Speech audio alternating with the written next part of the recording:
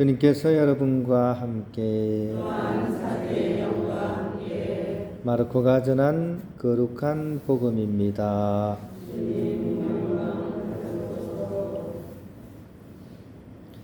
며칠 뒤에 예수님께서는 카파르나움으로 들어가셨다. 그분께서 집에 계시다는 소문이 퍼지자 문 앞까지 빈자리가 없을 만큼 많은 사람이 모여들었다. 예수님께서는 그들에게 복음 말씀을 전하셨다. 그때 사람들이 어떤 중풍병자를 그분께 데리고 왔다. 그 병자는 4사람이 들것에 들고 있었는데 군중 때문에 그분께 가까이 데려갈 수가 없었다. 그래서 그분께서 계신 자리에 지붕을 벗기고 구멍을 내어 중풍병자가 누워있는 들것을 달아 내려보냈다. 예수님께서 그들의 믿음을 보시고 중풍병자에게 말씀하셨다. 얘야, 너는 죄를 용서받았다. 율법학자 몇 사람이 거기에 앉아있다가 마음속으로 의아하게 생각하였다. 이 자가 어떻게 저런 말을 할 수 있단 말인가? 하느님을 모독하는군. 하느님 한 분 외에 누가 죄를 용서할 수 있단 말인가? 예수님께서는 곧바로 그들이 속으로 의아하게 생각하는 것을 당신력으로 아시고 말씀하셨다. 너희는 어찌하여 마음속으로 의아하게 생각하느냐? 중풍병자에게 너는 죄를 용서받았다 하고 말하는 것과 일어나 내 들것을 가지고 걸어가라 하고 말하는 것 가운데에서 어느 쪽이 더 쉬우냐? 이제 사람의 아들이 땅에서 죄를 용서하는 권한을 가지고 있음을 너희가 알게 해주겠다. 그러고 나서 중풍병자에게 말씀하셨다. 내가 너에게 말한다. 일어나 들것을 들고 집으로 돌아가거라. 그러자 그는 일어나 곧바로 들것을 가지고 모든 사람이 보는 앞에서 밖으로 걸어나갔다.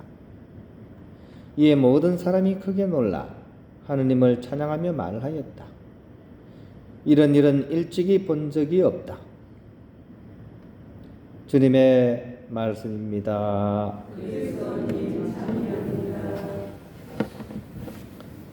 평을 빕니다. 오늘 안토니오 성인의 주기를 우리가 기념하고 있습니다. 사막의 성인이라는 별명이 붙어 있는 모든 수도자들의 그런 아버지, 수도자의 그런 시작이라고 이렇게 할 수 있는 그런 분입니다.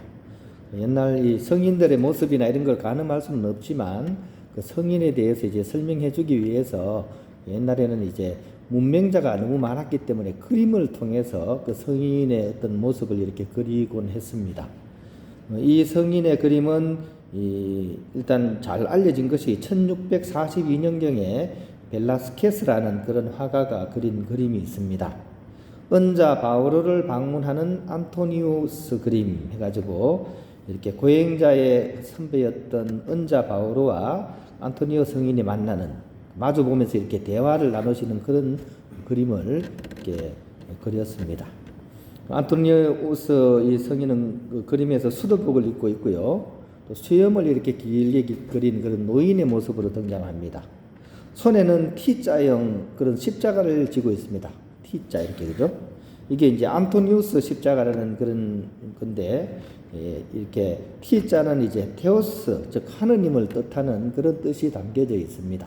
하느님 또 하느님의 사람 이런 뜻이 타우라는 그런 이렇게 십자가 모양 안에 들어가 있습니다. 그리고 한쪽 손에는 또 방울도 들고 있습니다. 이 방울은 이제 악마를 퇴치할 때 사용했다고 이렇게 전해지는 그래서 T자 십자가를 지고 방울을 들고 있으면 이분은 이제 안토니오 성인인 것이죠. 이게 도상학이라 그럽니다. 아무튼 제가 처음에 말씀드린 것처럼 공동체 그런 수도 생활의 원조였던 그런 분입니다. 251년경에 아주 초세기죠, 그죠? 이때 이집트 중부 이렇게 에서 이렇게 태어나셨고요. 아주 부유한 가정에서 이렇게 자라나셨다고 합니다. 하지만 20살 무렵에 부모님께서 이제 돌아가시게 되고 혼자서 이제 어린 여동생을 돌보면서 그렇게 살았다고 합니다. 그러던 중에 성경 말씀 중에 부자 청년의 비유 그 부분의 내용을 듣고 나서는 이제 그 복음 말씀대로 실천하기로 결심을 하셨다고 합니다. 자기 여동생을 친척한테 맡기고 자기의 있는 재산을 다 이렇게 가난한 사람들에게 나누고 나서 참회와 청빈의 삶 속으로 이렇게 뛰어들게 되었습니다. 한 15년 동안 마을에서 떨어진 그런 빈 무덤 동굴에서 기도와 금욕 생활에 이렇게 충실하셨다고 합니다. 그 가운데 많은 유혹과 시련도 겪으셨고, 하지만 이런 것들을 다 이겨내면서 영적인 성장을 이뤄가게 됩니다. 그러다 보니까 이제 소문이 막 나게 되고 많은 청년들이 몰려와 가지고 이분을 이제 따르게 됩니다. 그래서 본인의 의도와는 좀 달리 영적 지도자의 그런 삶을 이렇게 함께 하면서 살아가게 됩니다. 311년경에 막시미아누라는 로마 황제가 아주 대대적인 종교 박해를 하게 됩니다. 이때는 오히려 이분은 산을 내려와서 사람들에게 설교를 하면서 사람들의 그런 신앙을 북돋워주고, 결국 박해가 끝나자마자 다시 이렇게 사막으로 가서 은수자 생활을 하셨다고 전해집니다.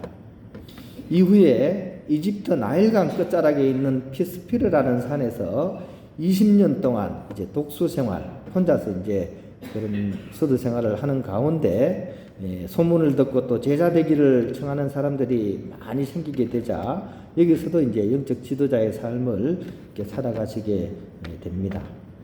거의 말년에는 이제 홍해 근처에 있는 콜짐이라는 산에서 이제 은둔소를 정하고 여기서 기도와 수덕 생활을 아주 철저하게 하면서 제자들을 지도하게 됩니다. 그래서 이 산을 안토니오의 산으로 이렇게 불리게 했다고 합니다. 옛날 분 치고는 굉장히 오래 사셨는데요. 365년경에 105세의 나이로 이제 선종을 이렇게 하시게 됩니다. 이 성인의 삶은 우리로 하여금 이 하느님 중심의 삶이 정말 우리에게 있어서 가장 중요한 가치라는 사실을 우리에게 알려주고 있습니다. 왜냐하면 우리의 삶은 대부분 냉정과 열정 사이라는 영화도 있는 것처럼 사실은 하느님과 그 세속적인 가치 속에서 우리는 늘 중심을 못 잡고 좀 이렇게 허덕이기 때문입니다. 이것을 잘 진단할 수 있도록 이 성인의 삶은 우리를 일깨우는 것 같습니다.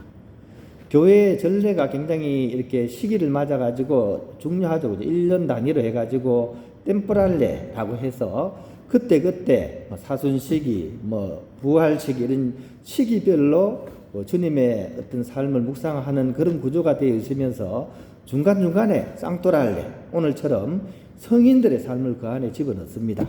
그 이유는 뭘까요?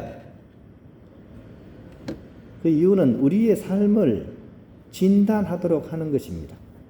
우리가 2년마다 한 번씩은 천하 없어도 건강검진 하게 하잖아요. 그죠? 이런 성인들의 삶은 바로 우리로 하여금 내가 과연 지금 하느님과 이 세속 그 가운데서 어느 방향에 서 있는지를 돌아보게 하는 그런 역할을 하는 것 같습니다.